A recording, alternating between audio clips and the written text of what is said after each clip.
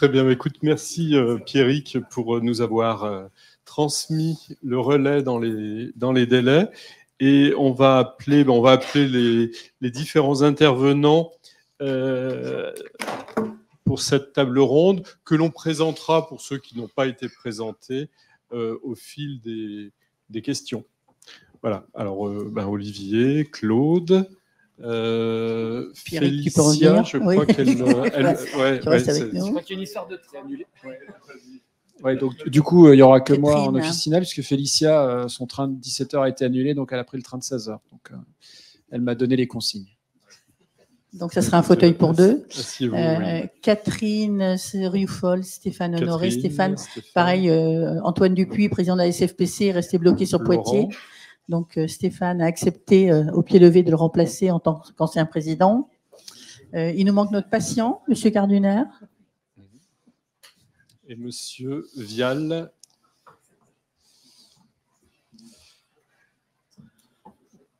Ah oui. Très bien. Écoutez, merci d'avoir accepté de participer à cette table ronde. Et tout de suite, on va commencer. Alors, table ronde masculine. Donc, Catherine, à toi de relever le flambeau. Oui. Vous voyez moins sur le... C'est ça. Donc, ce matin, bravo. Le professeur Blay nous a annoncé ce matin un avenir radieux pour la cancérologie. Donc, même s'il pleuvait aujourd'hui à Lyon, je pense que la pharmacie clinique... Alors, révolution, évolution, on va demander l'avis à nos différents intervenants de ce qu'ils en pensent. Fadila, tu nous as dit qu'il ne fallait pas aller au-delà d'un mètre 80, mais je pense qu'on va quand même essayer pour voir si on peut y aller, et puis surtout la perception de chacun sur à la fois la définition et puis à la fois l'évolution de notre métier, de nos métiers, avec un seul intérêt, des professionnels variés, de directeurs, professionnels de santé, pharmaciens, universitaires, mais tous autour du patient. Et donc, merci d'être là. On va commencer par vous. Avant de venir, pharmacien clinicien. Alors aujourd'hui, vous avez été bien, mais juste avant, ça voulait dire quoi pour vous? Même si on a eu une première expérience et un retour tout à l'heure en fin de matinée d'une patiente sur la pharmacie, c'est quelque part et c'est très anxiogène. Quel est votre avis du pharmacien clinicien à la fois en ville et à l'hôpital? Alors effectivement, c'est une vaste question pour un patient et pour monsieur tout le monde que j'essaye de représenter aujourd'hui. Avant d'essayer de répondre à cette question, je voudrais faire un petit flashback sur votre intervention, si vous me permettez, parce qu'il y a eu une question de madame qui disait « mais pourquoi ?» Et c'est pas de la provocation, attention, je vais vous expliquer le fond de ma pensée. Vous avez dit « pourquoi on nous laisse pas ?» Il y a une révolution que vous êtes en train de vivre dans vos métiers, et pourquoi on va demander l'avis du patient? Eh bien, certainement pas pour les mêmes raisons, mais je suis totalement d'accord avec vous. Je veux simplement rappeler par ça que lorsqu'un patient est dans vos établissements de santé, sa préoccupation, c'est plus de savoir quels vont être les effets secondaires de son traitement, de savoir effectivement si, quand il arrivera à se lever, sa douche va être propre. Enfin, je fais un peu résonance volontairement. Je suis un peu provocateur, mais c'est mon rôle. C'est mon rôle. Et donc, je vous dis, ce que je veux dire aussi, c'est à nos législateurs, à la HAS, aux autres autorités de santé régionales, de prendre conscience qu'en fait, quand on fait un texte, c'est comme ce qui me gêne un petit peu aussi, les consentements éclairés, mais je termine là-dessus, un patient ne peut pas être éclairé. C'est impossible. Je gravite depuis 2 ans, depuis mon diagnostic dans ce monde, et il y a tellement de choses à appréhender, à connaître, les acronymes, etc. C'est impossible. Donc, je voulais revenir quand même sur votre intervention pour signaler qu'effectivement, la préoccupation des patients quand ils sont en soins, c'est pas forcément de savoir qui va prescrire le bon traitement, parce que là, je veux pas faire plaisir à Olivier, mais je réponds un peu à la question. Moi, je fais exprès, c'est mon mode de communication, c'est de la provocation un peu, mais c'est ce qui permet de faire avancer. Moi aujourd'hui, je dis en tant que patient, je me sens plus en sécurité en allant au CLB que d'aller à la pharmacie de mon quartier. Et c'est pas choquant que de dire ça. Mais quand je dis ça, en fait, c'est tout l'inverse que je pense. C'est-à-dire que ce que je pense, c'est que les établissements de santé sont de plus en plus saturés. avec les incidences des cancers. Et je pense qu'aujourd'hui, j'ai beaucoup aimé, et je reviens évidemment sur l'intervention qu'il y a eu en fin de matinée, j'ai beaucoup aimé l'intervention qui disait on va devenir les meilleurs amis, en fait, parce que vous avez un savoir-faire, vous avez une proximité en ville, vous avez une intimité avec les patients, et on vous voit, nous, grand public, comme étant une épicerie de médicaments. Excusez-moi, hein, je suis un peu provocateur, mais c'est bien que ce métier de ville soit en train de changer. Alors, le Covid y a aidé, hein, vous faites maintenant les vaccinations, etc. Enfin, vous connaissez tout ça bien mieux que moi, mais ce que je veux dire, c'est que je reviens sur ce qui a été dit par le professeur et sa fille ce matin. Je fais résonance à ça en disant que je pense que ça serait bien qu'il y ait un équilibre dans les équipes pluridisciplinaires en intégrant le patient. C'est-à-dire que vous demandez tous à ce que le patient soit acteur de son soin, de ses soins. Et là, il y a un gros travail à faire parce qu'il va falloir qu'il y ait une conduite du changement, mais pas simplement des officines, de monsieur tout le monde. Parce que par provocation, je vous dis que je suis plus en confiance en allant au CLB qu'en allant à la pharmacie de chez moi, même si c'est une super pharmacie. Hein. Mais c'est un peu de la provocation, mais c'est pour vous dire que j'ai beaucoup aimé ce côté où il y aurait deux équipes. Une équipe qui gravite autour du patient. Et pour moi, la proximité après les aidants, le cercle proche des patients, et je termine là-dessus, peut être demain l'évolution de la pharmacie de ville qui fera le pont avec la pharmacie clinique. Oui, allez-y. Hein. Le but, c'est bien que ce soit interactif entre les auditeurs, entre la salle et bien sûr avec toute l'équipe qui nous suit toujours en visio, si on ne les a pas perdus. Si vous voulez d'ailleurs réagir, n'hésitez pas. Bon, alors, puisque vous m'avez lancé sur la provocation, j'ai essayé de réfléchir à quelque chose de très provoquant à vous dire, puis en fait, j'en ai pas, parce que je suis... de quoi ? C'est encore plus sécure que Non, je dirais pas ça. Non, mais parce que en fait, je suis d'accord avec le constat que vous faites. Et en fait, finalement, très sérieusement, je vous remercie de vos propos, parce que je suis intimement convaincu de ça. Et ce que j'explique quand je suis invité à discuter avec des autorités, notamment, qui n'ont pas forcément un regard terrain, c'est que l'hospitalisation, ce n'est pas une passion pour les gens. Ils n'ont pas envie d'y aller. Ce n'est pas un endroit où on se sent bien. Je veux dire, on préfère être soigné au plus près de chez soi. Et il y a une logique qui a voulu qu'aujourd'hui, maintenant, on soit de plus en plus soigné à son domicile. Par contre, ça n'a pas encore été organisé. Donc, dans ce que vous avez dit, c'est un peu ce qui transparaissait de ma présentation tout à l'heure. Il faut que nous aussi, on monte en compétence. Et par contre, j'ai une question à vous poser. Quand vous dites qu'il faut que le patient soit mieux, enfin pas éduqué, je sais plus, voilà, plus acteur, et qu'il faut qu'on l'accompagne dans le changement aussi.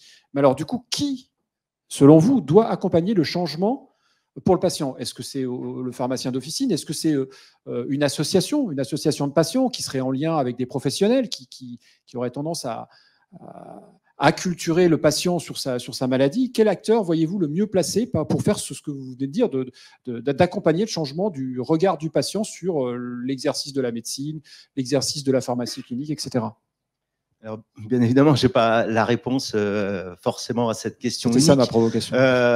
Merci, parce que la réponse ne sera jamais unique, mais le parallèle que je fais avec le monde professionnel dans lequel j'évoluais, et j'évolue encore parce que je suis en mi-temps thérapeutique, en fait, dans cette conduite du changement, il faut que tout le monde soit un petit peu acteur. C'est-à-dire qu'effectivement, utiliser au maximum les associations de patients. Alors, vous tapez sur Internet, là aussi, c'est un peu de la provocation, mais vous tapez sur Internet cancer du sein, vous allez trouver 250 associations.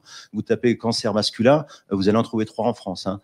Donc, nous, les hommes, on a un gros travail à faire aussi, de mieux se suivre et de mieux se soigner. Mais il n'y a pas une réponse unique, je pense, mais de la même manière qu'il y a dû avoir une révolution, je ne sais pas quand vous avez commencé à faire ces fameuses RCP, et bien là, ce qu'on est en train de vivre, moi, je pense que c'est un peu une forme de révolution. C'est que vous allez de plus en plus intégrer les patients au centre un peu des préoccupations. Enfin, en tout cas, c'est une vision de certains patients. Merci. Et une réaction par rapport à... Bon. Bonjour à tous, toutes. Alors, je suis désolé, j'étais absent ce matin, donc j'espère que je vais être en écho avec ce qui a été dit. Alors, tu peux te présenter. Professeur Claude Dussart. J'allais voilà, faire. merci. Claude Dussart, pharmacien hospitalier, et puis également doyen de la faculté de pharmacie de Lyon. Juste pour faire l'écho de ce que vous dites, c'est vrai qu'il y a le patient acteur de la prise en charge, il y a aussi le patient acteur dans la recherche et le patient acteur dans la pédagogie. Et on a besoin de la place des patients et des usagers, parce que c'est pas exactement la même chose dans ces trois dimensions. Après, c'est la transition entre la médecine protocolisée, dont on a réellement besoin, ce que l'evidence-based medicine s'appuie dessus, et puis de la médecine personnalisée. Et il faut accepter aussi de proposer des soins et des stratégies qui prennent en compte aussi les attentes des patients et des usagers. C'est-à-dire qu'il y a des patients et des usagers qui sont très, très demandeurs d'être acteurs, et il faut être en écho avec cette demande. Et puis il y a d'autres patients qui veulent être plus dans un cocooning et être dans l'impression d'être porté en disant je vous fais confiance et je veux pas en savoir plus. Voilà. Donc il faut accepter d'avoir une granulométrie dans le partenariat en fonction de la personne avec laquelle on est en écho et aussi dans le parcours de vie. C'est-à-dire qu'il y a des moments où on va connaître plus d'informations et d'autres moments où on en sert moins parce qu'on dit voilà, même pour les professionnels de santé, quand on est dans un épisode de pathologie, des fois on dit tiens là je veux laisser porter par des collègues, j'ai confiance en eux, je veux pas trop en savoir, et puis d'autres fois donc il faut accepter, je pense, cette variabilité potentielle en fonction des patients, en fonction des pathologies. Très bien, merci. Moi j'aurais une question, puisque là on vient de parler de la place justement du patient dans il est au centre, vous allez me dire. Moi, j'aimerais bien savoir, peut-être revenir, on a vu un certain nombre de missions qui sont en évolution ou révolution, on ne va pas discuter du terme. Et dans ces missions donc, qui touchent le métier de pharmacien clinicien, la place de ce pharmacien clinicien à l'hôpital, Pierrick, est-ce que tu peux nous donner ton point de vue ? Alors, c'est vrai que la question de la place, c'est important, voire les places, en fait. Parce que, donc, ce qu'on discutait effectivement à plusieurs, et il y a un concept qu'on est en train de faire, c'est que le pharmacien, il doit faire fonctionner la pharmacie à l'hôpital, mais on voit de plus en plus, et aujourd'hui, ça a été des exemples, il est à plein d'endroits dans l'hôpital où on a besoin de l'expertise du pharmacien. Et c'est sans doute un des sacrés challenges qu'on a à gérer aujourd'hui, c'est après, derrière, comment on travaille en équipe et avec quelles équipes. Et donc, en plus, je parle à l'intérieur de l'hôpital, puis à l'extérieur de l'hôpital, notamment dans le territoire. Et ça, je pense qu'aujourd'hui, je n'ai pas la solution. C'est en tout cas un constat que je fais en tant que responsable d'une structure pharmaceutique d'un petit CHU de la région. Où effectivement, je taquine bien sûr, où il y a le fait d'appartenir, et quand on est clinicien, à plusieurs équipes. Et ce que je disais, c'est par exemple, quand je suis dans l'unité de soins, en tant que pharmacien, les collègues de l'unité de soins, ils m'intègrent dans l'équipe de l'unité de soins. Mais en fait, je suis aussi dans la pharmacie, et quand je suis dans la pharmacie, je suis aussi dans l'équipe de la pharmacie. Donc en tout cas, c'est sans doute, je ne sais pas ce qu'en pensent les collègues de la table ronde, un des challenges qui est une richesse, je pense, mais qui est aussi une possible difficulté dans notre fonctionnement au quotidien. Alors, peut-être Catherine. Oui, merci. Je rejoins tout à fait Pierrick et je vais aller au-delà. Pour moi, un projet de pharmacie clinique, il a réussi quand on ne parle plus de pharmacie clinique et quand on parle d'un parcours de soins sécurisé et qu'on n'est pas identifié comme pharmacien clinicien, mais simplement qu'on est dans une équipe de pluriprofessionnalité en cancérologie au plus près du patient et de l'ensemble des soignants. Je te rejoins. Alors, je vais enfoncer le clou encore un peu plus. C'est que, effectivement, le titre est provocateur. Je crois qu'on l'a fait exprès de mettre métier de pharmacien clinicien, mais je crois que pharmacien, il n'existe pas, en fait. C'est-à-dire que le métier, on est pharmacien d'officine, on est pharmacien hospitalier, c'est ça nos métiers. Et bon, pharmacien clinicien, je pense que ça peut être un rôle, parce qu'effectivement, il y a un rôle du pharmacien d'officine dans un rôle de clinique, il y a un rôle du pharmacien hospitalier dans un rôle de clinique, mais le métier reste dans son intégralité, celui de pharmacien hospitalier ou de pharmacien d'officine. Je ne sais pas si vous êtes tous d'accord avec ça. C'est plutôt peut-être le lieu qui fait le... Effectivement, on ne peut pas être fou au moulin, hein, des fois, et il faut choisir. Et on a des rôles à certains endroits. Tu parlais de 2 équipes. Des fois même en HU, on en a 3, voire 4, voire 5. Donc, on peut être multi-équipe, mais il faut satisfaire toutes ces équipes. Et on a un rôle différent à chaque fois qu'on change d'équipe, en fait. Ce qui me fait rebondir, la dernière intervention sur la question de l'UO, Oui. pharmacie. Peut-être Monsieur Vial, en tant que directeur ou l'ARS, en fait, sur cette... Non, parce que c'est ce qu'on a vu sur le premier indicateur, c'est-à-dire, effectivement, le problème, c'est comment on comprend nous-mêmes, là, je parle en tant que chef de pôle, comment je pilote la structure. Et c'est vrai que c'est aussi cette question-là. Où sont les endroits? Quelles sont les compétences, les expertises? On en reparlera peut-être sur la formation. Et je pense qu'effectivement, on a une urgence à aller un petit peu plus loin dans bien arriver à... Et en plus, on est culturellement, parler de compta analytique, ça ne nous pose pas de problème, les pharmaciens. Mais pour autant, on a encore un sacré travail à faire pour bien structurer toutes nos activités. Et alors, je propose d'avoir l'avis effectivement d'une direction générale là-dessus, mais quelle est leur vision? Rebondir, c'est vrai. Vous connaissiez le métier de pharmacien clinicien? Vous aviez une idée de... Je suis un peu provocateur. Donc, je travaille au CHU de Grenoble depuis 5 ans. Il se trouve que le périmètre de vos journées, c'est Auvergne-Rhône-Alpes et PACA, et j'ai préalablement travaillé dans un grand CHU du sud de la France. Moi, pour partager mon expérience simplement sur le métier de pharmacien clinicien, moi, j'étais directeur de l'hôpital de la Timone à Marseille jusqu'à fin 2018. Et en 2018, il y avait la visite de certification HAS.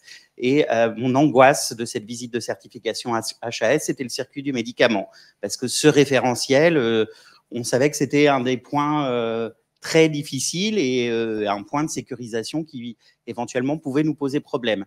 C'est vrai que je suis arrivé et 1 mois après, j'ai été confronté à la visite de certification du CHU de Grenoble. C'est vrai que je me suis trouvé dans une situation complètement différente sur le circuit du médicament et vu d'une direction générale, nous, nos inquiétudes, c'est des points de sécurité. C'est notre mise en cause personnelle aussi, c'est votre responsabilité, mais c'est aussi notre responsabilité. Et c'est vrai que j'ai découvert l'équipe de pharmacie clinique et je bénissais tous les jours le pharmacien clinicien qui intervenait tous les matins à 8 heures sur les bilans des visites de certification. Pour de nous aider à sécuriser nos réponses. Alors, c'est qu'un exemple parmi d'autres, mais depuis, j'ai un peu approfondi évidemment la question du travail avec les pharmaciens cliniciens, mais par rapport à la présentation qui a été faite sur les unités d'œuvre, c'est vrai que moi, je vous l'avoue, en tant que directeur d'établissement ou directeur d'hôpital, notre souci, souvent, c'est est-ce qu'on tient dans nos comptes? Est-ce que les comptes de la pharmacie tiennent? Quel est le niveau des stocks en fin d'année sur la pharmacie? Et quelque part, la pharmacie clinique passait un peu en dehors de tout ça. Finalement, est-ce que ça valait le coup d'investir dans la pharmacie clinique? Parce que finalement, c'était des postes de pharmaciens supplémentaires où on ne voit pas forcément, si j'ose dire, le retour sur investissement. Donc, je pense qu'on a beaucoup progressé là-dessus et je pense que c'est vrai que la présentation sur les unités d'œuvre peut paraître un peu technique, mais il y a un vrai enjeu stratégique, effectivement, de cette reconnaissance et de dire que ce n'est pas un coût, que c'est des gains absolument incroyables pour l'établissement. Et c'est vrai que, moi, je suis arrivé dans un établissement qui avait cette culture-là et c'est une vraie chance et une vraie opportunité. Merci. Je crois que Olivier, tu voulais réagir. Ou peut-être Stéphane, tu souhaites... Non. Olivier, tu voulais réagir tout à l'heure. Non, mais rapidement, c'était effectivement sur les propos de Stéphane. Ouais. Sur effectivement cette provocation de parler de métier de pharmacien clinicien. Nous jouons en officine, on pourrait alors à ce moment-là nous catégoriser sur un tas de métiers. Est-ce que on fait du dépistage, ça devient un métier, la vaccination, ça devient un métier, la clinique, ça devient un métier. En fait, je pense qu'il faut qu'on intègre ça dans nos pratiques et les pratiques qu'on fait sur un sujet ou qu'on fait un autre alimentent un métier complexe qui est le pharmacien d'officine, comme À l'hôpital, il y a un métier complexe qui est pharmacien hospitalier, dans lequel on a un certain nombre de prérogatives. Et peut-être même un peu politiquement, je ne suis pas très favorable à faire un métier de pharmacien clinicien. C'est un métier spécifique où les gens ne feraient que ça, que ça, que ça, que ça. Parce que ça aurait peut-être tendance à rendre un peu aveugle. C'est-à-dire que si on regarde qu'un truc, on devient un peu monolithique et qu'en fait, il faut s'intéresser à tout un tas de sujets qui permet d'alimenter la discussion sur la clinique, justement. Alors, je vais être provocateur.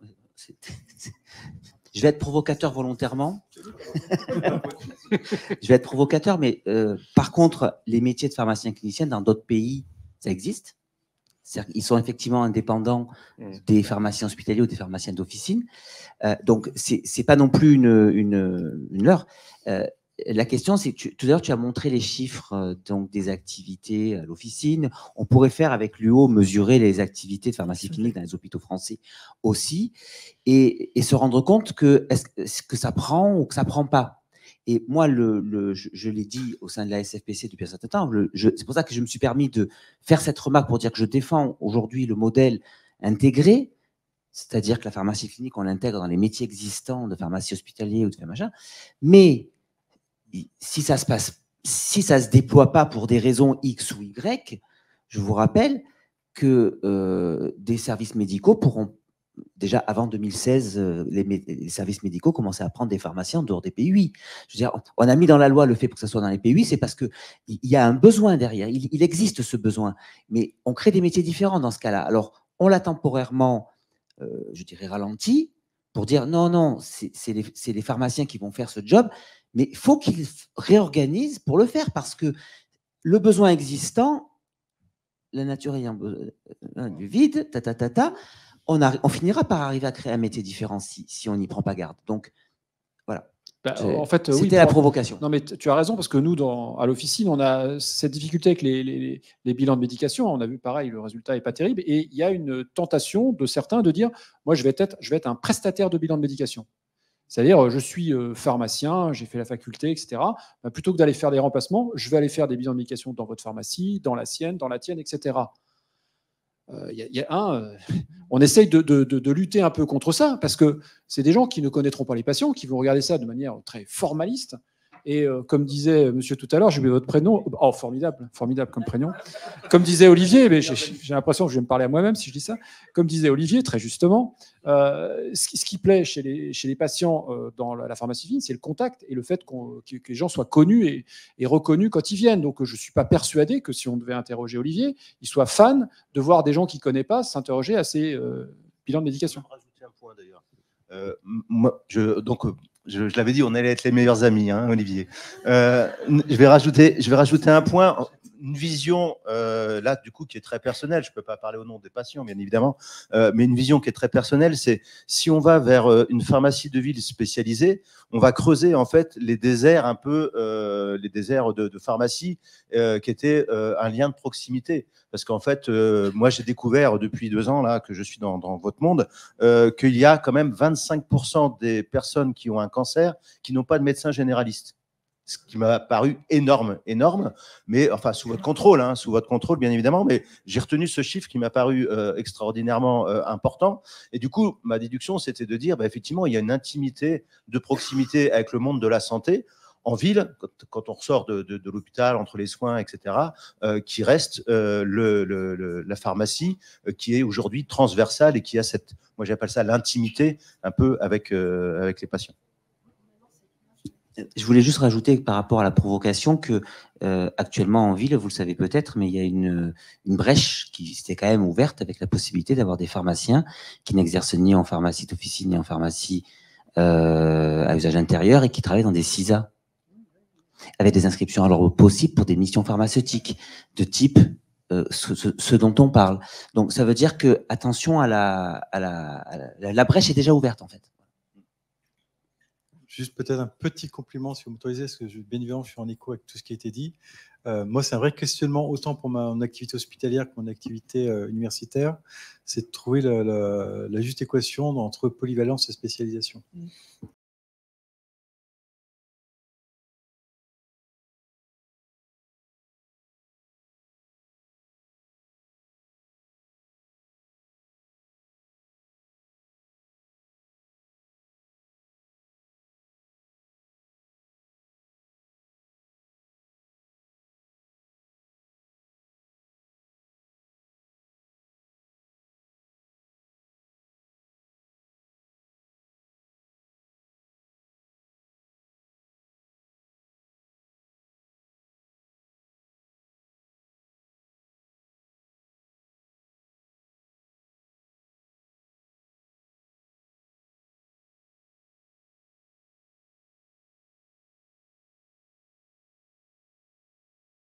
petit peu le débat sur la pluriprofessionnalité et comment est-ce que tous ensemble, médecins, pharmaciens, infirmiers, mais en ville, à l'hôpital, soins de support, on en a aussi parlé ce matin, comment est-ce que tous ensemble nous pouvons sécuriser la prise en charge du patient. Et en synthèse de cette JPCO, eh bien, je retiens plusieurs choses. On a quand même parlé d'un article 51 avec un financement à la séquence, au forfait, de l'ensemble des acteurs. On a parlé des données de santé et ça renvoie bien sûr aux solutions numériques et au forfait, puisque aujourd'hui, 2 solutions en cancérologie sont remboursées par l'assurance maladie. On en a discuté dans d'autres réunions, mais c'est vrai que la problématique de la valorisation de ces forfaits, elle est largement débattue, elle est jugée insuffisante par les hospitaliers, etc. Aujourd'hui, c'est pas le débat, mais on a à la fois des forfaits à la séquence dans l'article 51, des forfaits dans les solutions numériques. On voit venir maintenant les nouvelles missions du pharmacien avec prescription, modification de la prescription. Tout cela, je trouve que c'est riche, que c'est plusieurs outils qui vont nous permettre d'aller encore plus loin dans la sécurisation et encore une fois de façon globale en pluriprofessionnalité. Et je me tourne vers vous, Monsieur Peiser. Comment est-ce que demain, puisque toutes ces activités nécessitent bien sûr des ressources, comment est-ce que, sans parler des ressources, mais comment est-ce que vous voyez l'articulation de tous ces forfaits et la mise en musique finalement de tous ces forfaits? Parce que c'est ça en fait l'enjeu. Alors, je vais vous répondre. Ah oui, pardon. Donc, Laurent Pézère, je suis directeur de projet à l'ARS Auvergne-Rhône-Alpes, puis je suis coordonnateur des articles 51. Donc, c'est pour ça que Madame Rioufol, que je vois régulièrement sur Oncolique, m'interpelle régulièrement. Avant de vous répondre, je voudrais peut-être juste vous parler en 2 mots de l'article 51 quand même, puisque il n'est peut-être pas connu de tous. Donc c'est un article qui permet d'innover en santé. Au niveau national, il y a eu depuis 2018 presque 1200 projets qui ont été déposés dans toutes les régions au niveau national. Il y a eu 144 projets qui ont été autorisés, donc qui sont en cours d'expérimentation en France. Le budget qui est déployé, c'est 570 millions d'euros, donc il y a un budget pour pouvoir déployer les expérimentations.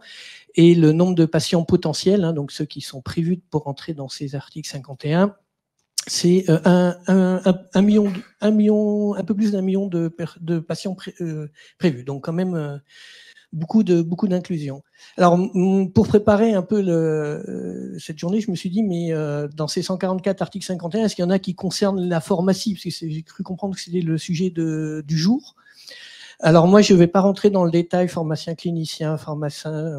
Par contre, quels sont les projets qui ont mobilisé les acteurs de la pharmacie au sens large du terme?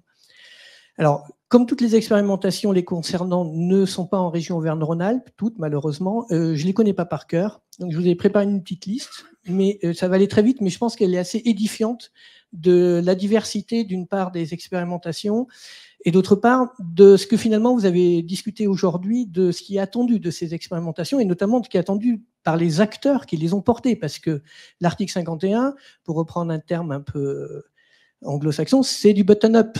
C'est-à-dire que ça part du terrain et ça monte au national. Alors, je commence par le premier, mais je ne vais pas m'étendre dessus. C'est Oncolink, qui a été présenté par Madame Rioufol, qui est porté par Unicancer avec Oncoral. On a dans les Pays de la Loire et en Bretagne le projet Octave, qui est porté par l'URPS de ces 2 régions, et qui concerne donc les pharmacies d'officine et 16 établissements de santé, et qui a pour objectif d'assurer la continuité de la prise en charge du médicament pour une personne qui va être hospitalisée, mais avant son hospitalisation, donc un premier point avec le pharmacien d'officine, pendant son hospitalisation et après son hospitalisation. Donc la cible, c'est des personnes âgées polymédiquées, et ça, c'est une cible qu'on retrouve quand même très souvent. Autre expérimentation, donc dans les Hauts-de-France, et là c'est le CHU de Lille qui le porte, donc un autre type d'acteur, qui vise un peu la même chose, mais alors de manière différente, puisque lui, c'est l'idée de faire une coopération interprofessionnelle toujours pour les patients âgés polymédiqués de plus de 65 ans, mais ayant au moins 10 médicaments prescrits. Et donc, c'est comment on suit de manière interprofessionnelle ces patients, qu'ils soient en ville ou à l'hôpital. Et pour cela, ils ont mis en place donc un plan personnalisé un plan personnalisé pharmaceutique, je ne voudrais pas dire de bêtises, et puis une concertation pluridisciplinaire d'optimisation pharmaceutique. Voilà, c'est le terme retenu. Et qui, évidemment, met en lien les équipes hospitalières et les équipes de ville. En Ile-de-France, il y a le Optimed. Et là, c'est un collectif qui est porteur du projet. C'est un collectif qui regroupe des EHPAD et des pharmaciens d'officine. Ils se sont montés en collectif. Et l'expérimentation, c'est de faire en sorte que le pharmacien d'officine participe régulièrement aux réunions d'équipes dans les EHPAD avec les soignants pour pouvoir traiter de toutes les questions pharmaceutiques, sachant que c'est des EHPAD qui n'ont pas de PUI et donc qui sont extrêmement en lien avec les pharmaciens d'officine. Donc, c'est de donner du temps aux pharmaciens d'officine pour venir dans l'EHPAD afin d'améliorer la prescription, en tout cas le suivi. Dans un autre style, le OSIS, qui est 4 régions, il va y avoir 5, mais bon, on est 4 régions, voilà. Non. Bretagne, Corse, Occitanie et Pays de Loire. Et en fait, là, c'est autre chose. C'est dans les déserts médicaux, comment les pharmaciens d'officine peuvent prendre le relais de manière extrêmement encadrée sur 6 prises en charge des médecins généralistes dans le cadre d'un protocole qui est Netcare, pour ceux qui le connaissent, qui existe en Suisse. Et puis, pour terminer, parce qu'il n'y a pas que les médicaments, il y a aussi les produits, et il y a l'immunothérapie qu'on a évoquée ce matin, et évidemment, une belle expérimentation qui est en Rhône-Alpes, voilà, qui est celle du Centre Léon Bérard sur l'immunothérapie à domicile, en HAD avec des infirmières libérales. Et c'était le point d'intérêt de cette expérimentation. Voilà, donc c'était un peu une liste, mais ça montre la diversité des expérimentations et surtout de la mobilisation des professionnels. Alors, qu'est-ce qu'on peut en retenir en 2 mots ? D'abord, eh bien, on voit que c'est un panel d'acteurs qui se sont mobilisés, hein, que ce soit des CHU, des URPS, des collectifs territoriaux, finalement. On voit aussi que, eh bien, on retrouve finalement toujours les mêmes acteurs, mais on a discuté de cela toute la journée, c'est-à-dire les pharmaciens hospitaliers qui doivent discuter avec les pharmaciens d'officine, qui eux-mêmes, tout le monde discute autour du patient et en lien avec le médecin traitant, le médecin prescripteur, et ce qu'on oublie un peu, et je pense qu'il faut, c'est un point important, et nous on le voit quand même dans les expérimentations, les infirmières à domicile qui suivent les patients et qui aussi ont un regard sur ces derniers. Et finalement, qu'est-ce que ça veut dire ? Ça veut dire qu'il faut travailler en équipe. Hein, c'est ce qui a été dit. Et je reprends ce qui avait été dit par Cyril Collin ce matin. Il disait qu'il faut changer de paradigme, arrêter de faire le médecin et le patient et de travailler en équipe. Mais une fois qu'on a dit ça, les problèmes commencent. si je peux me permettre. Alors, il y a 2 enjeux pour l'équipe, c'est la notion de prise en charge, d'une part, et la notion de coordination. La notion de prise en charge, je dirais de manière courante, la prise en charge, pour nous, c'est unité de temps, unité de lieu, unité d'action. Alors là, on n'est plus exactement dans ce paradigme-là, pour reprendre le terme. On n'est pas dans une unité de temps, on n'est pas dans une unité de lieu. Par contre, quelle est l'unité d'action ? Voilà. Autour du médicament, bien sûr, autour de la prise en charge pharmaceutique, bien sûr, mais comment on l'organise ? Et puis la coordination, et c'est là où j'ai commencé à apporter mes réponses, Madame Rioufol. 2 enjeux, c'est les acteurs de cette coordination et comment on les rémunère. Voilà. Et puis, comme vous l'avez évoqué ce matin, Monsieur Honoré, bien sûr, les systèmes d'information qui sont totalement indispensables à la coordination des acteurs, puisqu'il faut arriver à fluidifier un maximum l'information. Alors, pour ce qui est de la rémunération à venir, je voulais peut-être en reparler plus tard sur l'article 22 de la loi de financement de sécurité sociale, mais bien évidemment, c'est la prise en charge au forfait. Et de ce que démontre Oncolic, mais ce que démontrent aussi les autres expérimentations, c'est que bien évidemment, il y a une valorisation insuffisante selon vous, bien sûr, mais en tout cas, elle existe dans ces expérimentations du rôle du pharmacien, qu'il soit à l'hôpital, quand c'est la partie hospitalière, ou qu'il soit à l'officine. Et dans ces parcours-là, les expérimentations article 51 ont permis de valoriser ce temps. Alors, une reconnaissance peut-être insuffisante, mais en tout cas, une réelle reconnaissance, ce qui d'ailleurs se met un peu aussi de manière expérimentale, et là, on est plutôt sur du temps, mais qui rejoint aussi la valorisation finalement que vous évoquiez avec les outils de la NAP sur l'unité d'œuvre. Même si ce n'était pas l'objectif principal de ces expés. Au-delà de la reconnaissance, ma question c'était comment est-ce que tous ces dispositifs vont arriver à s'enchaîner, à se séquencer, c'est-à-dire par exemple dans le cadre d'Oncolink, comment est-ce que la rémunération au forfait d'Oncolink va pouvoir s'intégrer avec la rémunération de la télésurveillance qui est maintenant indispensable. Et alors là, pour le coup, c'est vraiment une question. Est-ce que ce sujet est débattu au niveau national, dans les régions? Comment est-ce que vous voyez les choses? Alors, je pense que c'est pas aujourd'hui, si on prend chaque expérimentation, dont celle que j'évoquais, chacune a leurs problèmes tout à fait particuliers, et dont Oncolink a ses problèmes spécifiques, enfin ses problèmes, ses questions particulières, exactement. Or, je voulais intervenir, mais finalement, je vais le faire maintenant. C'est sur le parcours coordonné renforcé. Hein, c'est l'article 22 du projet de loi de financement de la sécurité sociale, devenu article 60 parce qu'entre-temps, il y a eu quelques navettes. La bonne nouvelle, c'est qu'il a survécu à la navette, parce qu'il faut suivre parfois. Il y a des choses qui rentrent. Par exemple, l'APA est rentrée, mais elle n'est pas ressortie. Donc, par chance, le parcours coordonné renforcé, lui, est rentré et il est sorti dans à peu près les mêmes termes dans lesquels il est rentré. Alors, qu'est-ce que c'est que ce parcours coordonné renforcé? C'est, je vais citer la loi, parce que vous savez très bien, vous qui êtes des spécialistes du Code de la santé publique comme pharmacien, c'est le texte. Et la loi, elle dit... Lorsque la prise en charge d'une personne nécessite l'intervention de plusieurs professionnels, elle peut être organisée sous la forme d'un parcours coordonné renforcé. Un forfait au parcours qui rémunère les professionnels de santé et la structure qui assure la coordination. Donc, il y a deux sujets, rémunération des professionnels et structure qui assure la coordination. La CEPAM verse les sommes, etc., etc. Voilà. Donc, en fait, aujourd'hui, le législateur a posé les fondations des sorties des articles 51. Parce que qu'est-ce qu'on fait de nos 144 expérimentations? Une partie ne va pas être généralisée parce qu'elle n'a pas fonctionné ou elle ne répond plus aussi à un enjeu de santé publique. Mais les autres, comment on fait? Il y a plusieurs voies de sortie. Une des voies de sortie, parce qu'on est dans le domaine de la sécurité sociale, hein, c'est le financement assurance maladie, c'est la voie conventionnelle, à travers les conventions. Par exemple, tout ce qui concerne les centres de santé, par exemple, peut être dans la convention des centres de santé assurance maladie. Mais tout ne rentre pas dans la voie conventionnelle, notamment pour ce qui concerne l'hôpital. Et donc, le forfait de parcours renforcé permet d'allier à la fois l'hôpital et la ville dans ce parcours.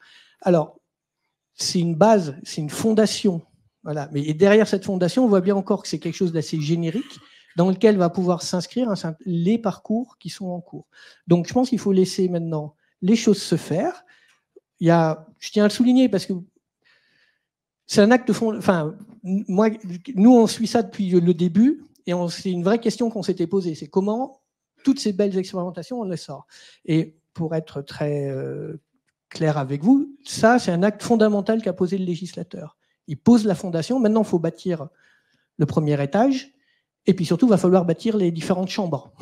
Et puis on posera le toit après. Hein, voilà.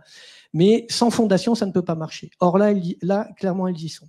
Donc, on va se voir en début d'année pour faire un premier bilan de l'expérimentation Oncolink, puisqu'en région, on a la chance d'avoir 12 sites qui participent. Donc, du coup, sans compter la présence permanente et dynamique de l'URPS.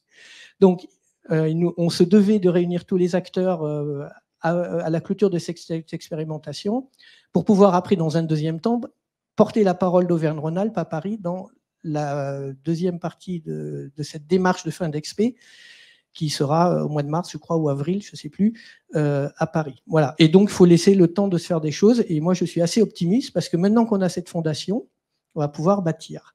Ça ne va pas se faire en une journée. Un article posé comme ça, rédigé de cette manière-là, c'est quand même une perspective sur 10 ans. Hein. Voilà. Et je terminerai parce que je suis vraiment trop long, mais c'est la faute de Madame Rioufol.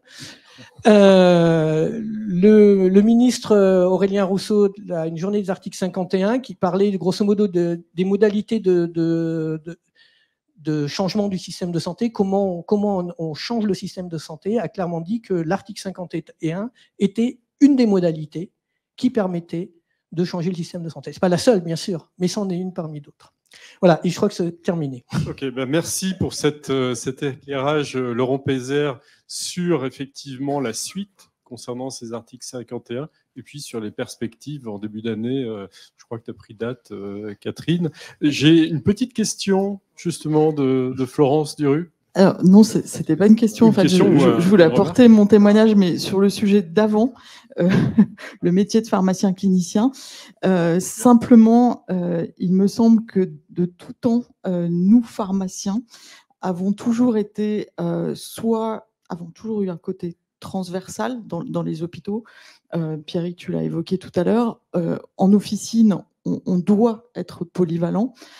Quand vous avez un patient qui franchit le seuil de votre officine, vous ne savez pas d'avance s'il va vous demander un conseil en homéopathie, en phytothérapie, s'il va venir chercher un médicament extrêmement complexe d'oncologie, par exemple, ou si tout simplement il va avoir besoin de cosmétiques.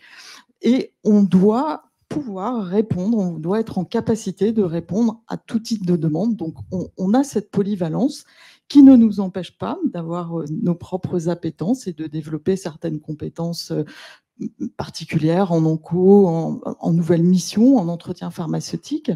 Et je voulais rebondir aussi sur la petite faille que vous avez évoquée tout à l'heure avec les pharmaciens qui pourraient exercer dans les CISA et qui viendraient comme prestataires dans nos officines pour proposer ou pas.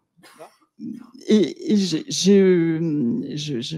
suis très attentive à ça, parce que pour moi, les nouvelles missions, même si c'est compliqué, même si c'est challengeant pour le pharmacien, parce que ça fait encore des choses à s'approprier, à organiser, à développer au sein de l'entreprise, que peut être une officine, hein, c'est une entreprise aussi. Pour moi, c'est vraiment au bénéfice du patient, et ça s'appuie sur la relation de confiance qu'on a intrinsèquement avec nos patients et sur la connaissance que l'on a du patient. Alors, soit qu'on est en train de construire, soit qu'on a déjà, parce que l'annonce de la maladie, elle intervient chez un patient qu'on connaît depuis 10 ans. Et il me semble que ces nouvelles missions nous donnent une valeur ajoutée extrêmement importante dans ce lien que nous avons déjà avec le patient. Olivier l'a évoqué tout à l'heure. Ça me paraît quelque chose de fondamental dans le développement de ces nouvelles missions. Et voilà, j'attends avec expectative le déploiement dans différents types de structures, mais je suis presque persuadée, de manière assez instinctive, que ça doit s'appuyer sur la relation que le pharmacien a déjà avec son patient. Je vais faire un petit mot pour ma part de conclusion aussi, si vous me permettez. En fait, je vous ai écouté attentivement au niveau de l'ARS et j'ai eu l'occasion d'interpeller également, puisque j'ai participé aux rencontres en cancérologie française 2023 à Paris, d'interpeller le vice-président de la CNAM qui expliquait qu'effectivement les allers-retours entre la HAS, etc., pouvaient mettre 10 ans. Et sincèrement, c'est très long, c'est très très long pour les patients. Donc, je suis extrêmement positif. Hein, je veux terminer sur un point extrêmement positif. Les patients sont derrière vous. Les patients sont derrière vous. Les patients sont agréablement surpris des avancées en termes de soins, de thérapie, parce que les choses avancent, et tant mieux. Mais ça va pas assez vite. Alors, que mes propos ne soient pas mal interprétés. Je dis c'est une fondation. Donc, cette fondation, ça veut dire qu'on va partir avec pour 10 ans. J'espère, là je vous rejoins, que maintenant, les parcours, les solutions, elles ne mettront pas 10 ans à se mettre en œuvre. Mais quand on pose ce type de dispositif dans la loi, ce n'est pas pour en changer l'année d'après, en fait. Ça structure quand même, ça structure et ça oriente le système de santé. Mais sur le fond, on va essayer de faire au plus vite. Fadila, on passe la parole. Oui, moi je voulais revenir quand même 2 minutes. peut-être moins, peut-être plus, je ne sais pas, sur l'échange qu'il y a eu entre Stéphane, Madame et puis Olivier. À propos de l'information des patients, on est en train de parler révolution, entre parenthèses évolution ou l'inverse, depuis le début. Il faut qu'on prenne garde à quelque chose qui est que on a besoin de faire de nos patients des alliés. On a besoin, dans certaines phases de transformation, de bien les informer et d'obtenir les consentements pour une raison très triviale, qui est que, je ne sais pas si Olivier et Stéphane s'en sont rendus compte, mais au dernier congrès qui a eu lieu il n'y a pas plus de 2 semaines, 3 semaines, je ne sais plus, il y avait des cancérologues qui ont sauté sur leur chaise quand Stéphane a parlé d'adaptation de traitement. Et il faut faire très attention à ça, c'est-à-dire que pendant les périodes d'évolution, quand on a mis en confiance un patient, l'entourage et même d'autres professionnels de santé, cancérologues, autres pharmaciens, vont lui dire « mais il n'a pas le droit de faire ça ». Et là, on a perdu. À nouveau, il faudra reconstruire la confiance. C'est pour ça que moi, je pense que informer, obtenir le consentement du patient, c'est en faire un allié, et un allié qui est capable de répondre à ce moment-là. Ah, mais si, il y a un cadre, c'est un travail, il y a une expérimentation. Enfin, tout ce qu'on lui aura passé et transmis comme information, ça ne remet pas en cause le fait qu'on fasse nos métiers. Voilà, sans agressivité aucune, hein. J'entends bien, pas de souci. Moi, pour revenir sur le propos, alors, pour avoir été de l'autre côté en tant qu'aidant, je trouve que sur certains aspects, on demande beaucoup aux patients. Et qu'en fait, ça rejoint totalement le propos de monsieur, parce que c'était tout à fait dans ce sens-là, en fait. Et que, voilà, en fait, je pense qu'on est totalement compétent pour le faire, et je pense que ce n'est pas au patient de valider, entre guillemets, cette intervention. Et bien sûr qu'il faut qu'il soit informé dans le sens où c'est notre métier et que les choses évoluent, et je pense que c'est super, mais par contre, c'est comme pendant un temps le choix des biosimilaires ou des choses comme ça.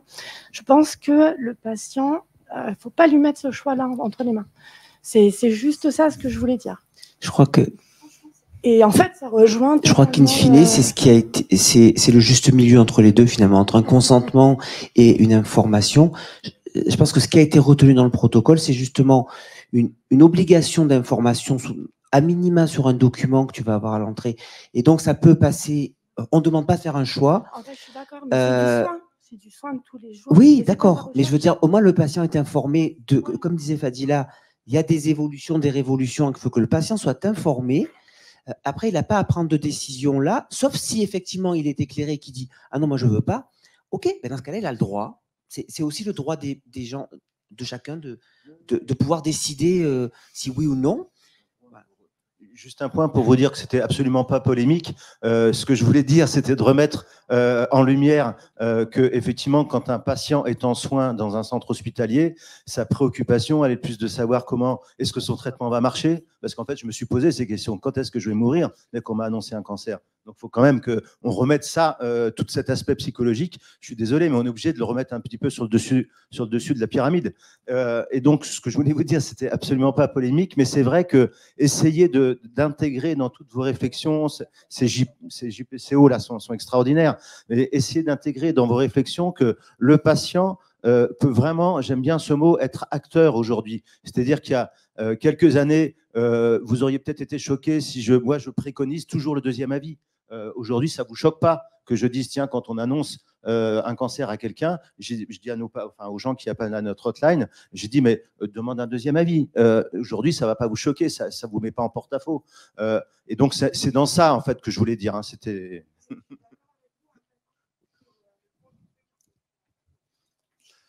Je vais revenir vers vous sur une question. Ah.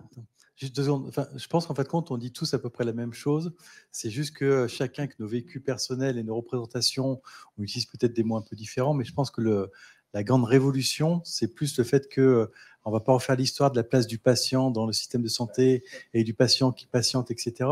Il y a quelques années, on disait le patient, il est au cœur du dispositif et on travaille tous autour. Et puis maintenant, c'est le patient, il est avec nous et on co-construit ensemble en fonction de l'écosystème, en fonction de la situation, en fonction de la pathologie, en fonction des acteurs et en fonction du parcours de vie du patient, du citoyen et de l'usager. Je pense que c'est... oui.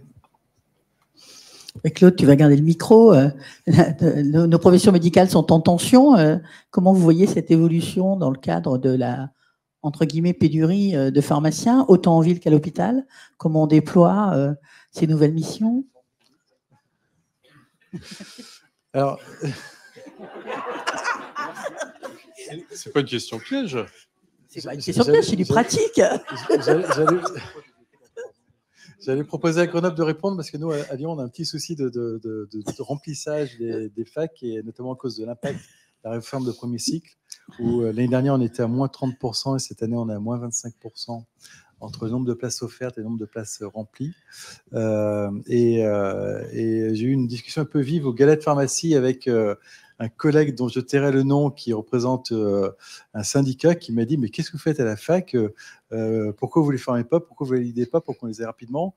Vous êtes complètement déconnectés des réalités de terrain. On a besoin rapidement de pharmaciens. Donc, validez et donnez-leur des diplômes rapidement. » Donc, j'ai essayé d'expliquer que c'est un peu plus compliqué que ça et qu'il faut être dans un juste équilibre de pédagogie et que c'est bien de faire du nombre, mais c'est bien aussi de faire du qualitatif et qu'il faut trouver, une problématique. Donc clairement, la question est extrêmement compliquée, bien évidemment, parce qu'il faudrait réexpliquer la réforme de premier cycle, la réforme de troisième cycle, la réforme de deuxième cycle qui n'est pas encore maintenant, mais on sait que ça va arriver derrière. Et ça fait un peu le lien avec mon intervention précédente, c'est que moi, le questionnement actuellement, c'est ça, c'est ce qu'on disait, c'est polyvalence, spécialisation. Est-ce qu'on fait un métier? Est-ce qu'on fait des métiers? Est-ce que, alors pour le moment, on est dans un modèle, en début de cursus, on est sur les sciences fondamentales, et puis plus on progresse, plus on va sur les sciences appliquées, avec la problématique de la première année, PASS-LAS, qui forme de moins en moins et qui donne de moins en moins des bases solides.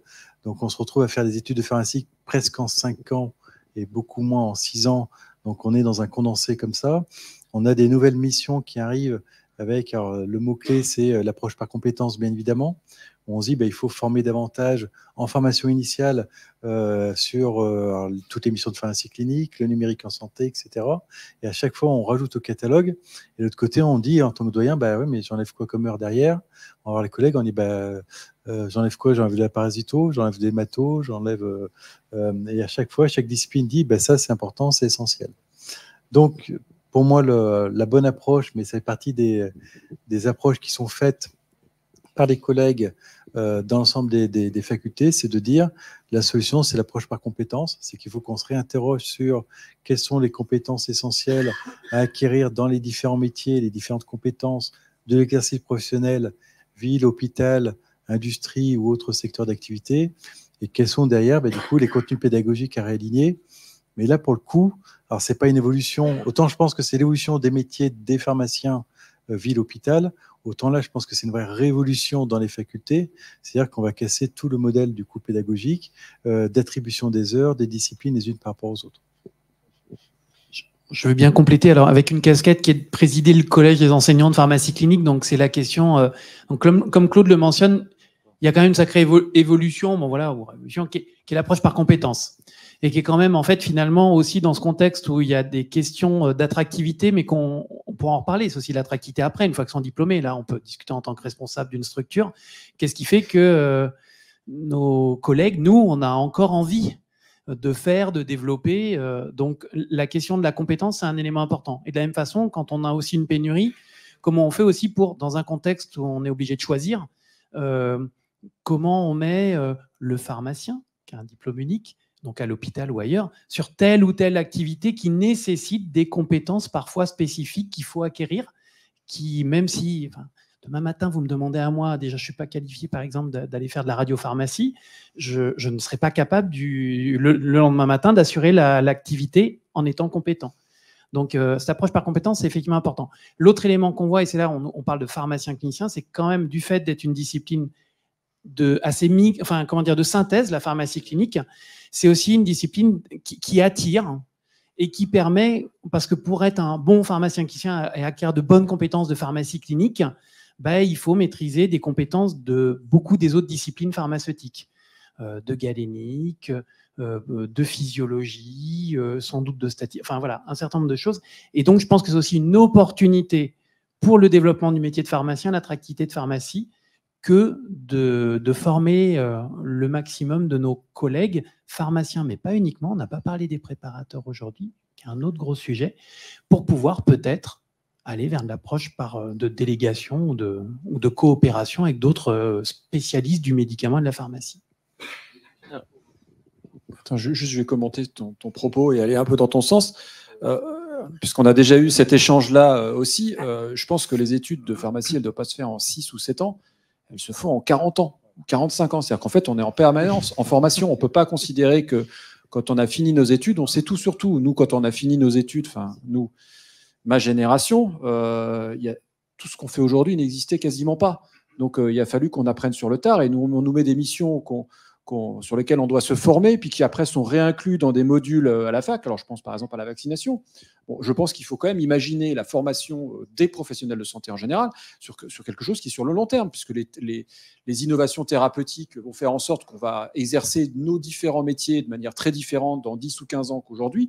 On ne pourra pas tout imaginer. Donc, je pense que en fait, tes collègues ont tous raison. Il faut quand même rester sur des fondamentaux et après regarder à s'initier sur des parcours de compétences différents. Mais cette initiation ne sera pas un terme à la fin des études. Il est évident qu'il va falloir continuer à se former et je souhaite vraiment, et je te l'ai déjà dit, que les facultés puissent intégrer la formation continue. Alors, on appelle ça formation continue, mais la formation permanente des pharmaciens tout au long de leur carrière.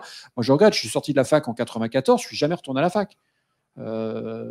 À part pour la vaccination, parce que je l'ai fait dans ta fac, parce que bon, tu m'avais donné un billet gratuit.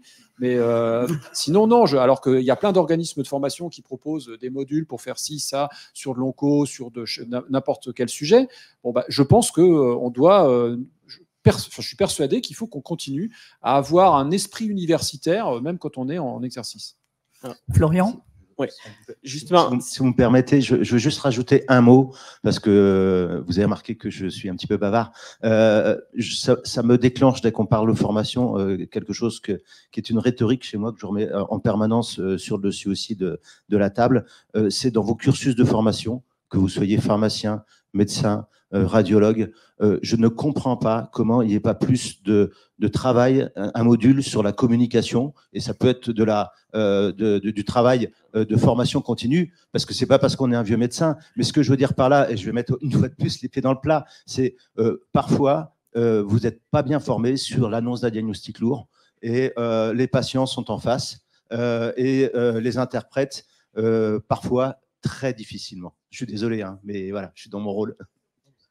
Florian, un commentaire ? Alors justement, si on reste dans cette politique-là des compétences, et finalement les bases, il faut les garder, mais il faut acquérir de nouvelles compétences, et notamment la communication.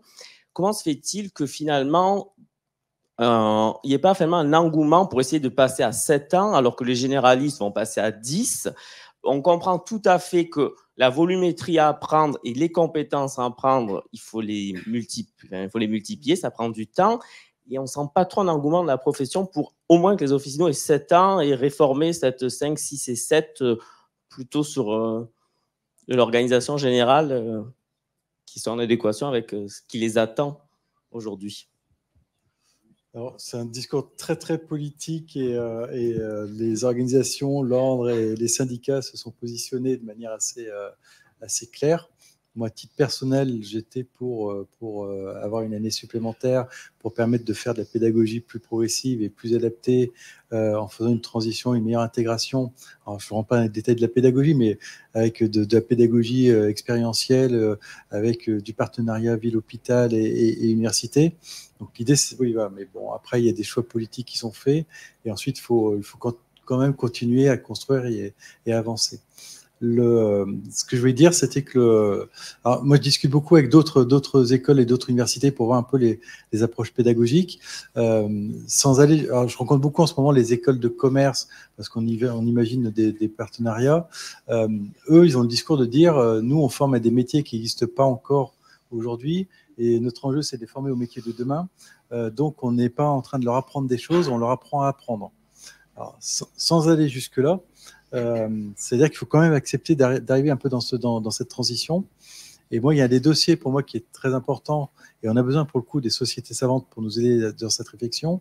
Ça va être la place de l'IA et du numérique en santé dans l'exercice professionnel de demain. Est-ce qu'on n'est pas en train de faire apprendre des choses dont on n'aura pas besoin parce qu'il y aura l'IA et les nouveaux outils? Et quelles sont les connaissances essentielles à avoir avec ce nouveau partenaire de travail? Justement, là, les représentants des sociétés savantes, comment vous pouvez aider la fac?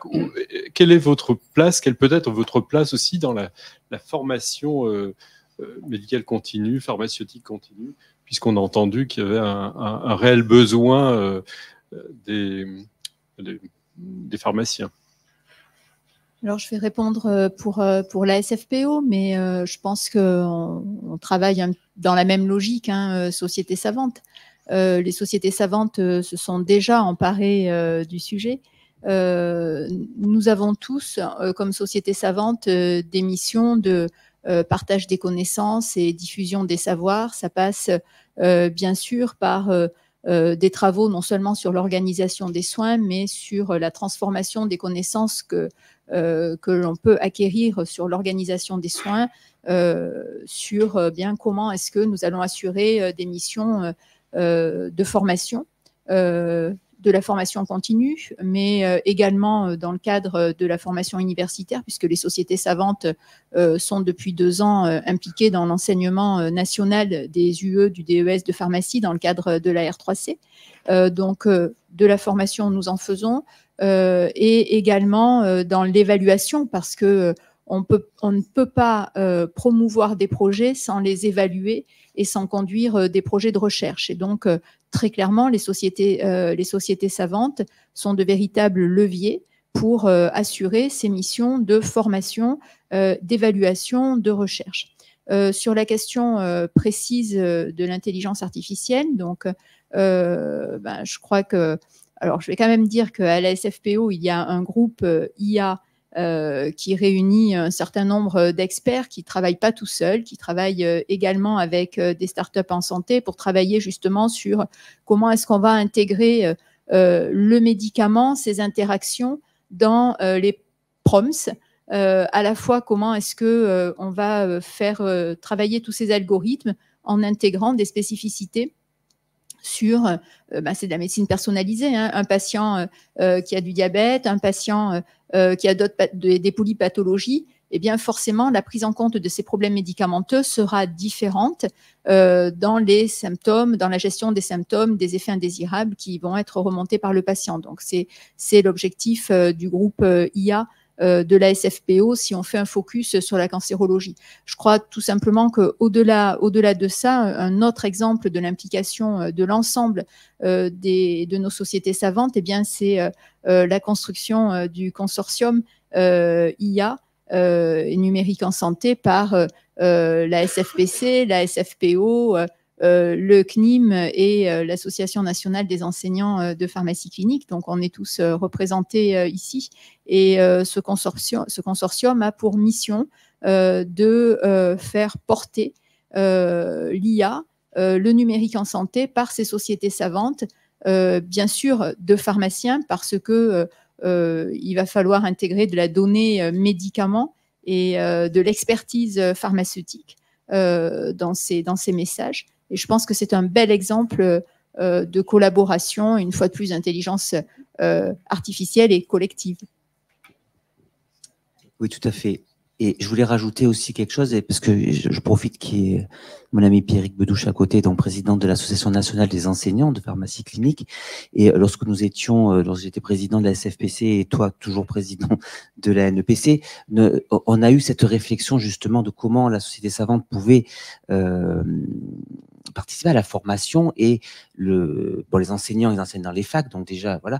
Et c'est la participation des enseignants à la SFPC et la collaboration, justement, très étroite entre SFPC et ANEPC avec un groupe de travail commun pour que les innovations que fait la Société Savante se retrouvent dans les enseignements des enseignants au niveau des universités.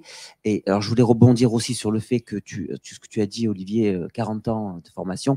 Oui, avec l'histoire de la recertification des professionnels tous les 6 ans, on va y arriver.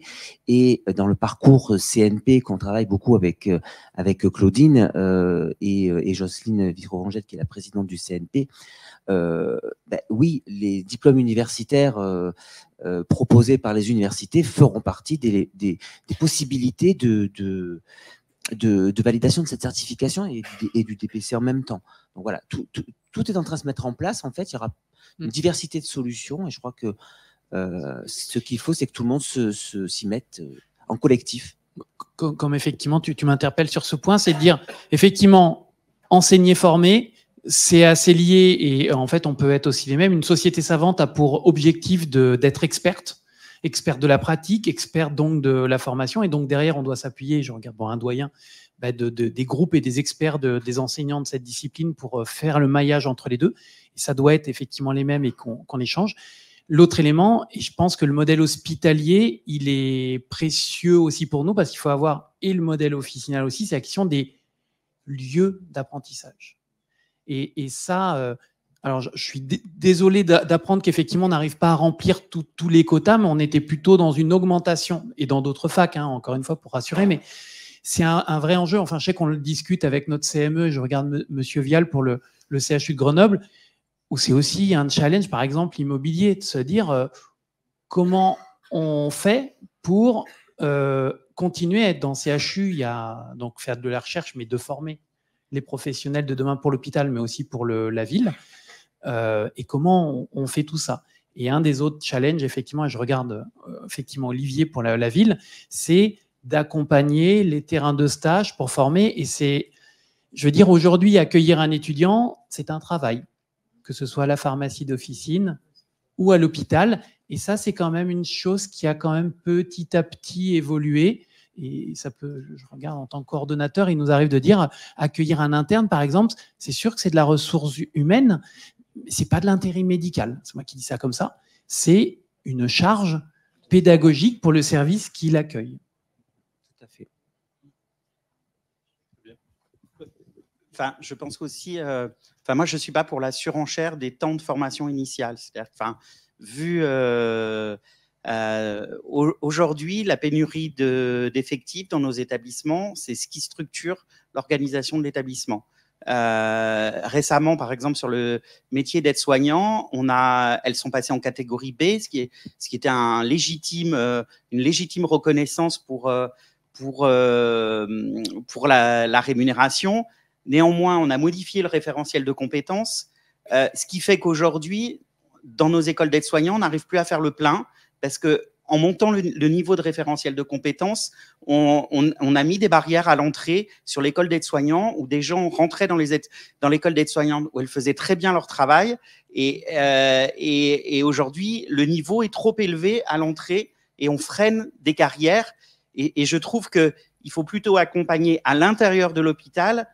Vous l'avez dit là sur les jeunes professionnels. Je pense que nos jeunes professionnels, ils savent qu'ils sortent du système de formation pas forcément parfait et qu'ils ont besoin d'être confortés dans leur mission. Et à Grenoble, on essaye par exemple, dans les services de soins, sur les infirmières, dans certaines spécialités, on met des infirmières de formation qui sont là pour accompagner les jeunes professionnels. C'est-à-dire qu'elles sont détachées des soins, mais elles accompagnent les jeunes professionnels parce que c'est pas le stage pré-professionnel, c'est pas les multiples stages qui leur ont permis d'acquérir la totalité des techniques. Et finalement, ça permet de revenir. Et je pense que c'est aussi ce type de métier qu'il faut promouvoir, et y compris dans les cursus de nos professionnels qui sont parfois vieillissants, qui ont envie de faire, mais je pense que c'est vrai pour les préparateurs en pharmacie, il y a un moment donné, il y a des missions de manutention qui sont un peu lourdes, mais on pourrait très bien aussi les repositionner dans des missions d'accompagnement de formation pour des jeunes professionnels. Merci. Une question, oui. Ou une remarque? Oui, alors une remarque. En fait, moi, j'ai été un peu surprise ces dernières années. Je t'en ai parlé l'autre jour, Stéphane. Moi, je suis extrêmement surprise de la méconnaissance de la profession de pharmacien hospitalier par les très jeunes. Quand je dis les très jeunes, c'est ceux qui sont au tout début. Autant les études de médecine, c'est quelque chose, dans l'inconscient collectif, tout le monde, en gros, sait ce que ça peut être. Le pharmacien hospitalier, c'est un métier, comme monsieur disait tout à l'heure, très généralement, quand vous dites au kidam que vous êtes pharmacien hospitalier, là, vous avez des yeux écarquillés. Mais pour nos jeunes qui sont qui sont à la période de choisir dans les études ce qu'on appelle maintenant l'accès santé, kiné, on sait, médecin, on sait, infirmière, ok, sage-femme, d'accord, pharmacien hospitalier dans la représentation, je pense que globalement, c'est majoritairement le pharmacien d'officine. Alors à l'hôpital, quand les jeunes commencent à traîner en première année, c'est un truc qui se décline. Mais nous, on a reçu là depuis 2 ou 3 ans, on reçoit tous les ans des étudiants en pharmacie qui sont en 2e, 3e année, qui se posent la question de l'internat ou pas, de la suite, et qui viennent passer une journée chez nous. Alors généralement, on leur propose une matinée parce que, voilà, pour leur faire, ça nous prend du temps aussi. Ben, on est sûr, hein, ils restent avec nous pour le déjeuner. L'après-midi, ils sont encore là. Et ils sont tellement surpris de tout ce qu'on peut y faire, que ça soit de la pharmacie clinique, de la radiopharmacie, de la sté, de la chimio, ils n'en ont pas conscience avant. Et je pense que, franchement, on est pharmacien, on n'aurait pas pu être publicitaire parce qu'on ne sait pas faire la pub de notre propre métier. Et je pense que dès la première année, au moment où les étudiants vont devoir prioriser leur choix entre pharma ou médecine, mais juste que... invitez-nous. Enfin, et vous savez, vous êtes aussi des hospitalo universitaires, vous le savez, mais expliquez-leur, ils ne savent pas. Et pour avoir discuté avec cette classe d'âge, ils savent pas du tout ce qu'on fait. Donc, au moment de choisir, on va vers médecine, puisqu'il en manque tellement, on l'entend à la télé. Alors qu'on entend un peu moins qu'il manque des pharmaciens. Et pour parler de ce que vous disiez sur les préparateurs, je pense que sur les préparateurs en pharmacie, comme vous dites, le problème de la manutention, c'est un vrai problème. Par contre, il y en a certains, et on le voit avec ceux qui ont l'habitude de travailler à la rétrocession, ils sont très demandeurs de se rapprocher des patients et d'avoir des missions comme ils pourraient l'avoir au comptoir en ville. Et je pense qu'effectivement, là, il y a un créneau à prendre.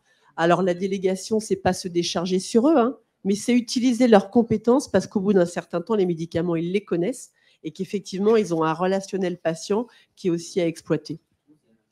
Donc, faisons de la pub. Je pense qu'on peut effectivement, moi, je vous applaudis totalement sur ce que vous venez de dire sur le manque de visibilité du pharmacien. Alors, je dirais pas que je pense que ça dépend des facs, hein, mais effectivement, tu as un droit de réponse.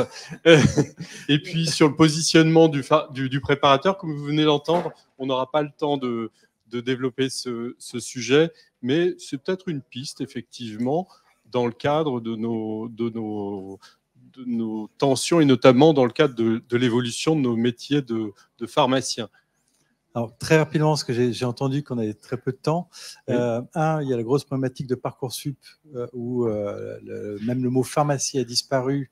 Et donc, dans le collectif, l'imaginaire collectif, collège, lycée, tout le monde a oublié que PASS, LAS, ça permettait de faire pharmacie. Ma fille, qui connaît quand même mon métier, etc., quand elle revient, elle est en terminale, elle revient, elle dit, tiens, samedi matin, mes copains, ils peuvent pas parce qu'ils sont en prépa médecine. D'accord. Donc pour tout le monde maintenant, PASS, c'est pour rentrer en médecine. Et au rectorat, c'est la même chose. Tout le monde. Donc il y a une énorme problématique de visibilité. Par contre, ma problématique, c'est que j'entends ce que vous dites et je suis complètement d'accord avec vous. Mais les officinaux disent exactement la même chose, les industriels disent exactement la même chose, les biologistes disent exactement la même chose, et ils disent invitez-moi, et moi je vais vous faire venir des personnes chez moi. Vous voyez ? Et le risque qu'on a, c'est que déjà, il y a un manque de visibilité des métiers de la pharmacie. Si on n'a pas un discours coordonné entre nous, on va rajouter du brouillard dans le brouillard, et on risque de faire encore plus peur du coup à des jeunes qui ne connaissent pas les métiers de la pharmacie. Et moi, je défends vraiment l'idée de dire il faut qu'on ait des kits pédagogiques de communication communs, coordonnés avec l'ensemble des filières pour montrer la richesse et la complémentarité des métiers. et pas qu'on commence à se faire concurrence les uns aux autres. Parce qu'il y a le LEM de l'autre côté qui dit nous, on va aller dans les lycées et les collèges parler de la pharmacie. Les URPS qui m'envoient des messages en disant nous, on va aller voir des collèges et des lycées pour parler de la pharmacie. Et derrière les jeunes, dans la nouvelle génération, elle a besoin de visibilité et de comprendre. Médecine, c'est très simple. Hein, vous venez à la médecine, vous serez médecin. Quoi comme spécialité, je m'en moque, je serai médecin. Si on considère attention, pharmacie, pharmacie hospitalière, pharmacie industrielle, labo, recherche, etc., on risque plus de faire peur qu'autre chose, je pense.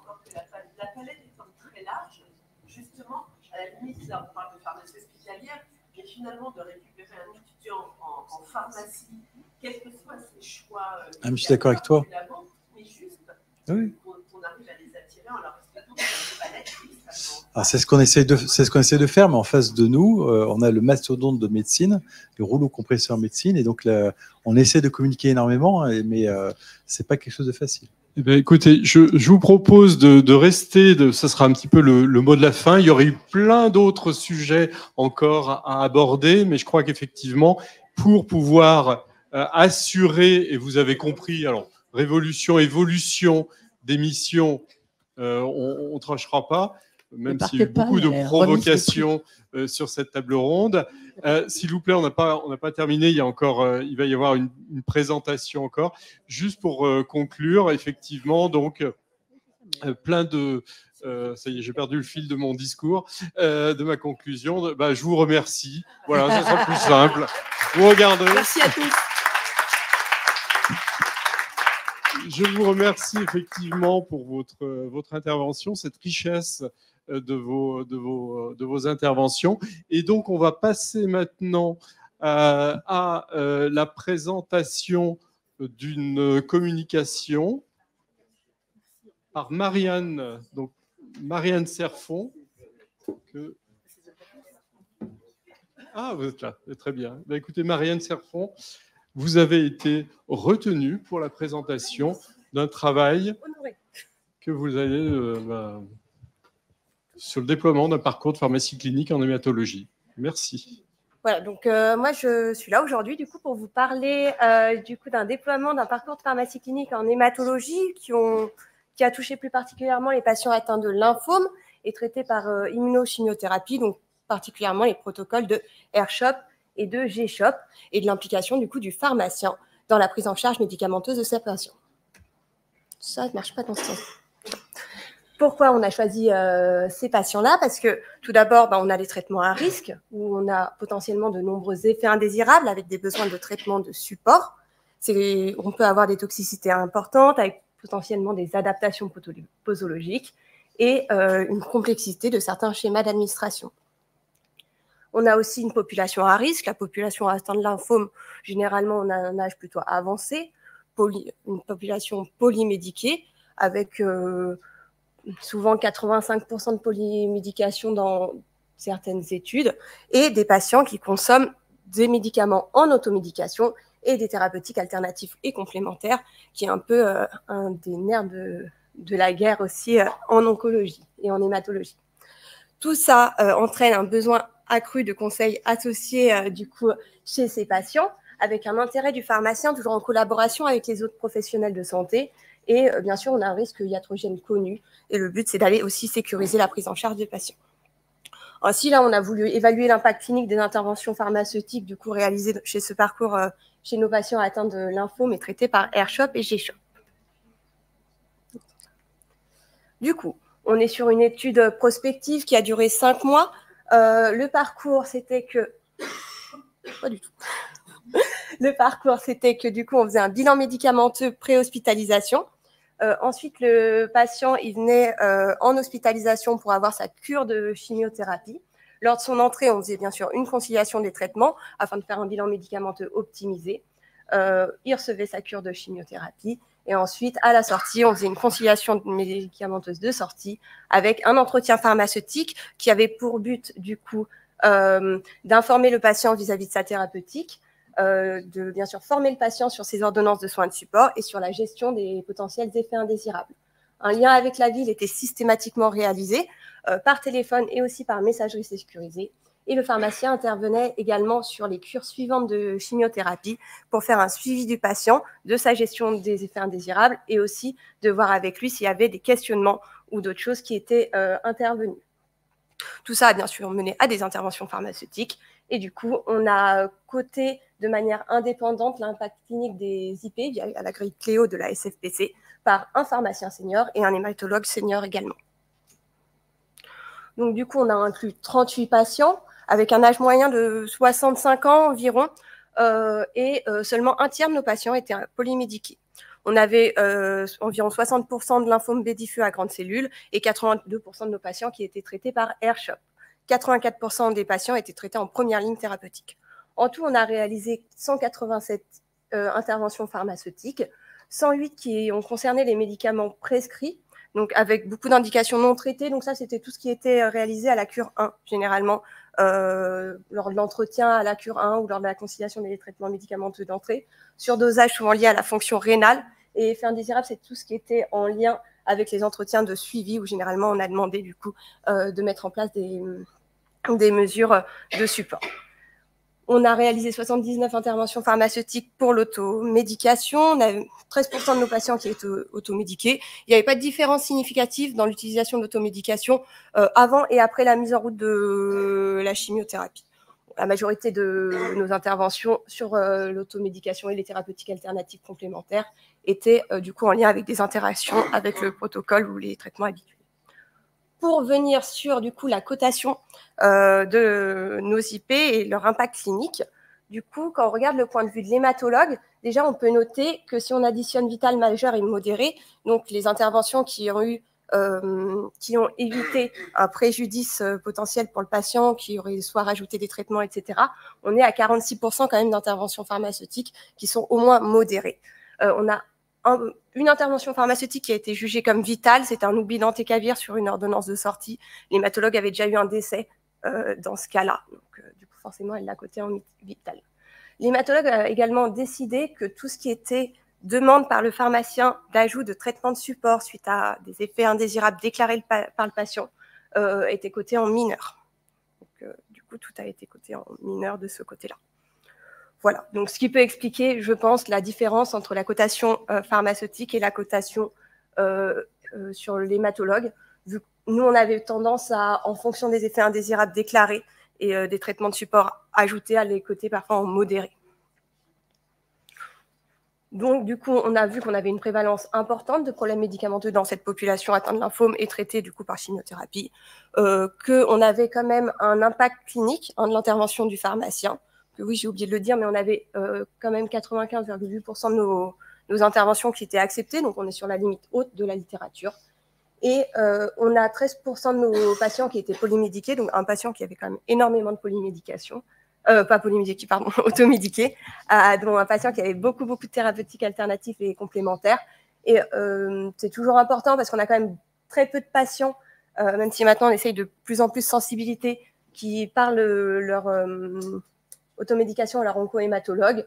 Il y a vraiment une nécessité d'éducation thérapeutique du patient là-dessus et une importance de la transmission d'informations entre les professionnels de santé. Voilà. Merci.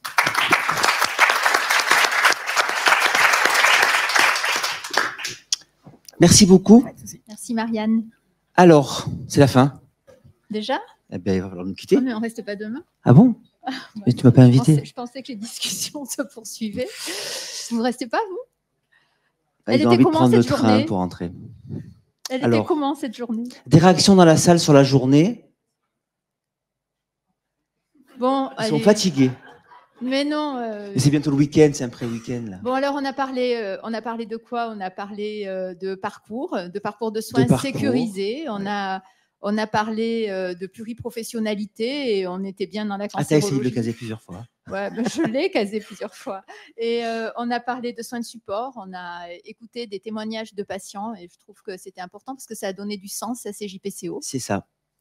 Et puis cet après-midi, eh bien, on a parlé de quoi, Stéphane, cet après-midi? On a parlé des actes, enfin de l'évolution et de la révolution. On ne sait toujours pas si c'est une évolution ou une révolution. Un partout? Allez, un partout. Ouais. Mais effectivement, on a aussi pu voir des pistes. Oui, alors on a même des pistes de financement, puisque L'ARS nous a parlé des fondations. Des fondations à et attendre. Le signe positif, c'est que quand l'ARS a parlé de formation, M. Peiser s'est tourné vers moi et je vais vous dire, le signe positif, c'est qu'il sait très bien qu'avec moi, ça ne sera pas les fondations d'une maison Phoenix, mais d'une maison sécurisée et connectée pour les patients. Hein, c'est ça ? Je crois qu'effectivement, il y a les parcours de soins pluriprofessionnels qui vont s'organiser, mais le PLFSS rajoute aussi quelque chose, la baisse de la T2A, l'augmentation à la qualité, avec des dotations, etc., des indicateurs IFAC, des indicateurs CACES.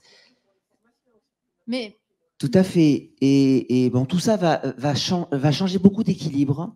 On a parlé de l'UO et de la valorisation dans l'Institut national des coûts.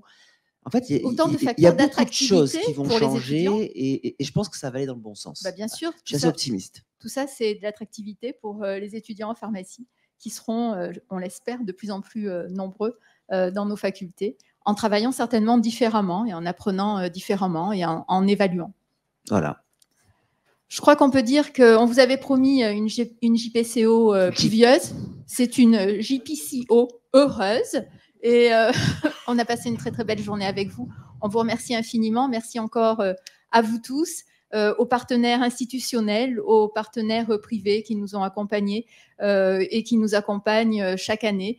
Merci au laboratoire Amgen et BMS qui nous réunissent chaque année. Et merci au Conseil scientifique pour ce merveilleux programme inspirant, plein de créativité, comme chaque année, parce que la créativité, c'est la JPCO. Merci Stéphane.